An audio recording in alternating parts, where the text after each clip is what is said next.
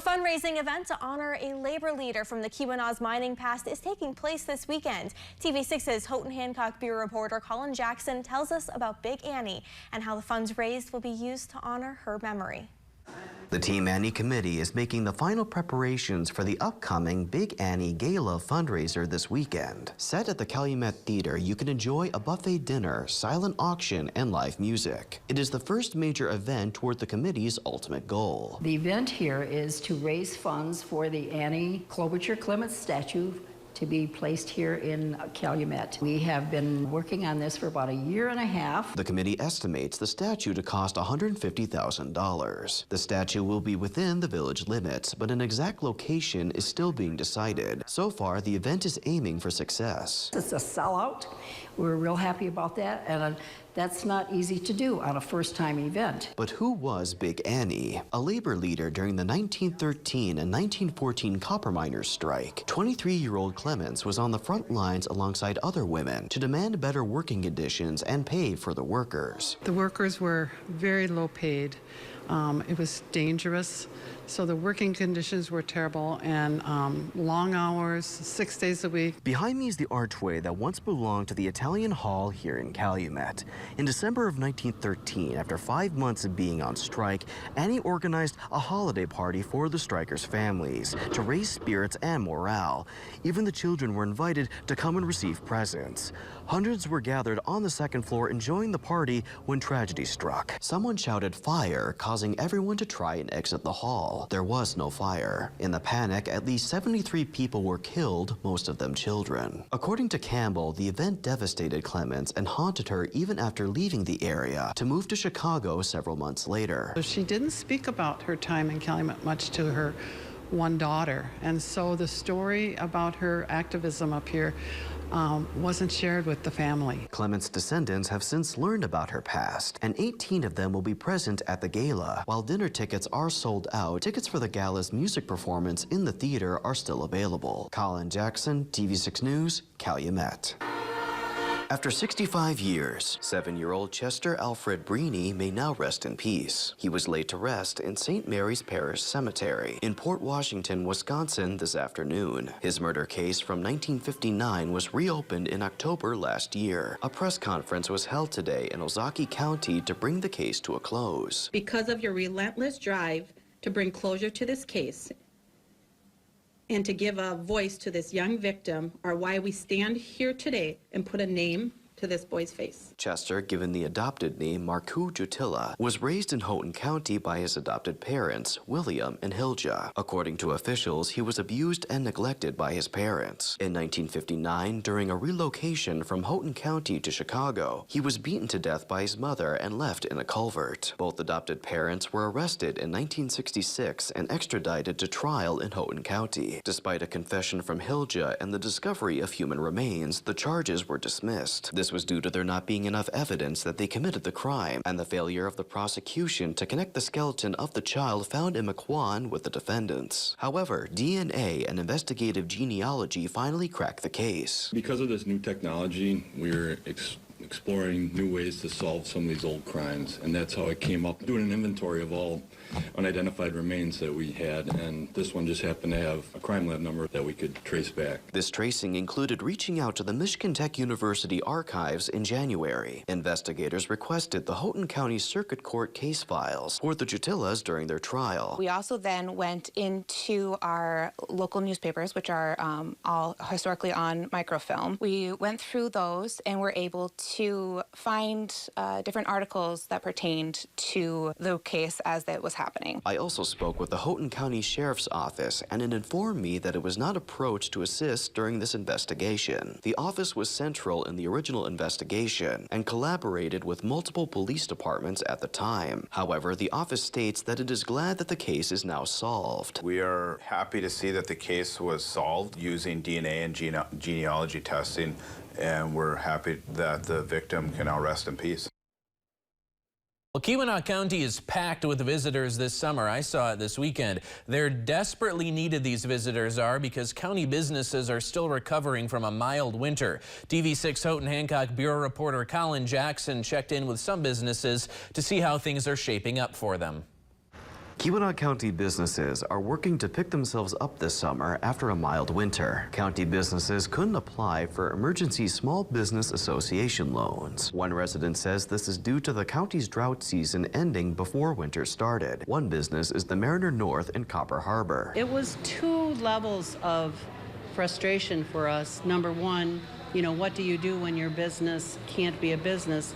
But then number two, all of our employees, or the big majority of them, live right here in Copper Harbor, and they too were struggling. Calpe says July and August are the main months of summer business for the area. She says July has been good, but it isn't the same as the past. We expect that, we would have all of the motel rooms filled every night in July, and that's not exactly been the case, but there certainly have been a lot of people. I know that there are more campsites than ever before. Calpe says concerts, a car show, and weddings increased the number of visitors. Other areas in Keweenaw County were just as affected, including Eagle Harbor. One business, the Eagle Harbor Inn, came under new ownership in October. We had to go down to weekends only. We just did not have business to support full-time recreational business at the restaurant, and it really hurt, especially as a brand new business owner. Marshall thanked residents for support through the winter. She says the summer has put the business back on track. Like they say, you got to make hay while the sun shines, and it's been shining all summer. We've been super busy and really appreciative of everybody that comes to support us here. But if this winter is similar to last, Marshall says it would be a hope and a prayer that the business would survive. Colin Jackson, TV6 News, Keweenaw County. In Decision 2024 coverage, with Election Day approaching fast, candidates in all races are preparing for the big day. Now, this includes the race to represent the 110th State House District. TV6's Houghton Hancock Bureau reporter Colin Jackson introduces us to the candidates and what they hope to bring to the position. On Tuesday, the 110th State House District will vote on its representative in Lansing. Right now, the position is held by Republican Representative Greg Markkanen, a resident of Hancock, a former high school teacher and a veteran. Markkanen has served for 3 terms in the position. People think, well, it's all writing legislation and passing bills, but there's actually more than that. As a state representative, most of us represent 85 to 90,000 residents, and there's a lot of constituent services that people need navigating the bureaucracy that's Lansing. Markkanen says he is pro-life and believes in less government control, but he also says bipartisanship is important. We have to work across the aisle with Democrats and Republicans, and that's important because everyone needs to be served. Everyone needs to be represented. Markkanen says the economy is a major concern. He says affordable housing, building material prices, and costs of everyday needs are all problems that need answers. We can build safe, affordable houses without all the restrictions and requirements that are coming down the pipeline in Lansing and in Washington, D.C. We have contractors up here that are 5-star, very, very proficient, excellent contractors. Markkanen also says helping Ontonagon establish a new health facility is a priority. Also in the running is Ironwood Mayor Democrat Kim Corcoran. She is a retired GED school principal for the Michigan Department of Corrections. She has served on Ironwood City Commission for 15 years, 7 as mayor. Corcoran says she thinks the district is sometimes forgotten. In this district, over the past years, we've lost 3 correctional facilities, 1 hospital, and we still have a corrections crisis as far as hiring and getting our prisons staffed up appropriately. So I just want to be a voice that's in Lansing, and I'm going to try to make a difference. Corcoran says it's a person's business whether, when, if, and how they have children, and it isn't government business. She also says she wants to be as bipartisan as possible. Yeah, I'm going to be one of those people. I can work across the table with anybody. My goal is to be the most efficient person for our district. Corcoran says providing teachers and students the help they need is important. Installing more broadband internet and diversifying power options like solar and hydro are sustainability ideas Corcoran says she's considering. The biggest issue she says she's heard across the district is housing. We can take a look at different zoning options. We can take a look at the short-term rentals and maybe the visitor homes, see if we can get them back up on the market, and even some kind of incentives for contractors. Both candidates encourage you to vote Tuesday. Colin Jackson, TV6 News.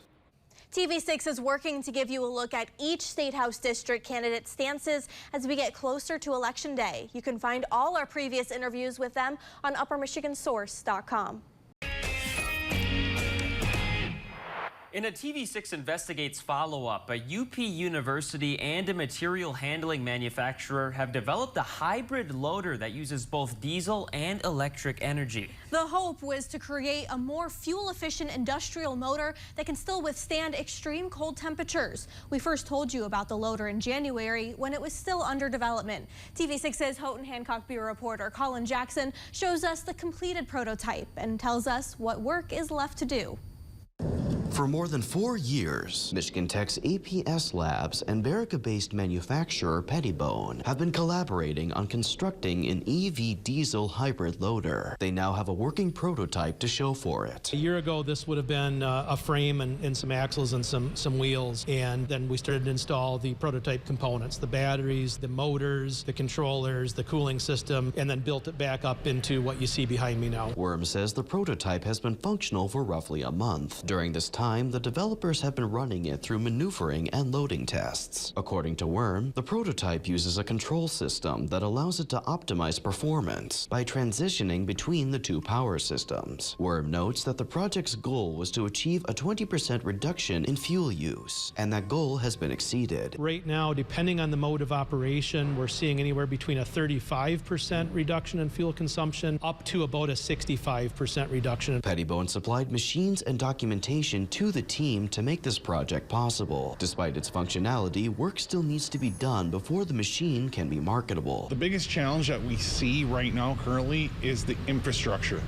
It's just not quite where it needs to be, especially with our machines that work in very remote environments. Overnight charging is probably the biggest issue, along with cost. He says that this work is helping the company get a jump start on the future. Industry's moving towards it. Our customers are asking for it. We know it's coming. Westman says that the machine will be going to Pittsburgh in April. A customer, Durabond, will help the team collect further data on the project. Colin Jackson, TV6 News, Calumet.